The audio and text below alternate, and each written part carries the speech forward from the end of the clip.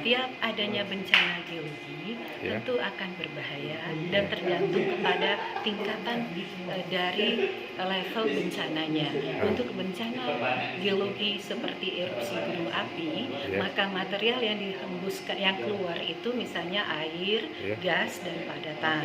Nah, untuk yang air dan gas, yang cair dan gas itu hanya pada sekitar puncak gunung saja, ya kayak lava ataupun gasnya. Nah, tetapi kalau material padatannya itu ada yang berukuran besar dan berukuran halus. Yang berukuran halus ini kita sebut abu vulkanis atau volcanic ash, ukurannya kecil dari 2 mm.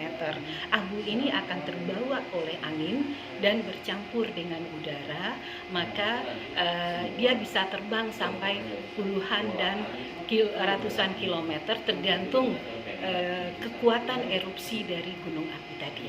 Nah, bahayanya untuk manusia, abu gunung ini terdiri dari material padatan yang bersifat abrasif. Kenapa dia bersifat abrasif? Itu berasal dari mineral primer yang ada di abu gunung itu yang kita sebut glass vulkan. Jadi ada glass vulkan yang bersifat non-kristalin, ada yang mineral yang kristalin. Nah, mineral yang non-kristalin yang kita sebut glass vulkan ini bersifat abrasif dan ada lubang-lubang kemudian tajam.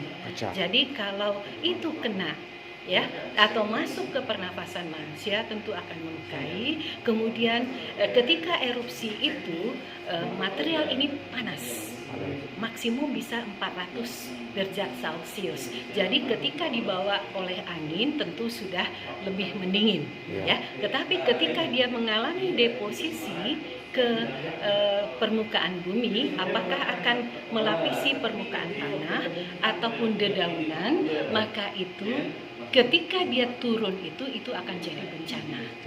Bencananya kenapa? Karena lapisan tanah tertutup, lapisan akan membentuk lapisan-lapisan yang tebal kalau erupsinya besar, dan daun-daun dari tanaman itu akan banyak mati karena panas.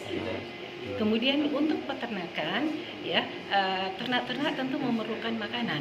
Ketika makanannya itu terkontaminasi abu, dan abu ini jika melapisi permukaan daun yang kasar, yang berlubang-lubang, dia akan melekat. Melekatnya abu inilah yang akan sulit dilepaskan walaupun masyarakat sekitar mencoba untuk mencucinya, menyemprot dengan air, tapi tetap aja akan melekat di abu, dan ternak itu ternyata itu lebih cerdas dari manusia. Kalau makanannya itu terkontaminasi, mereka nggak mau makan.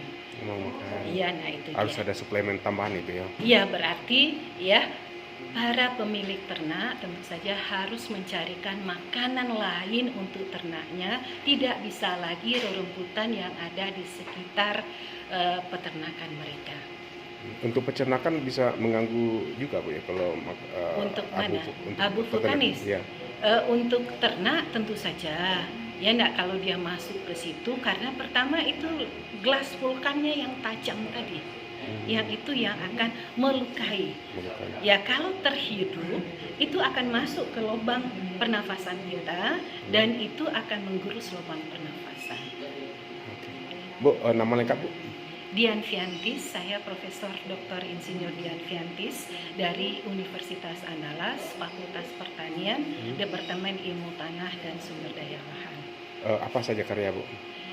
Saya sudah meneliti tentang tanah vulkanis itu sejak saya S2 dan S3.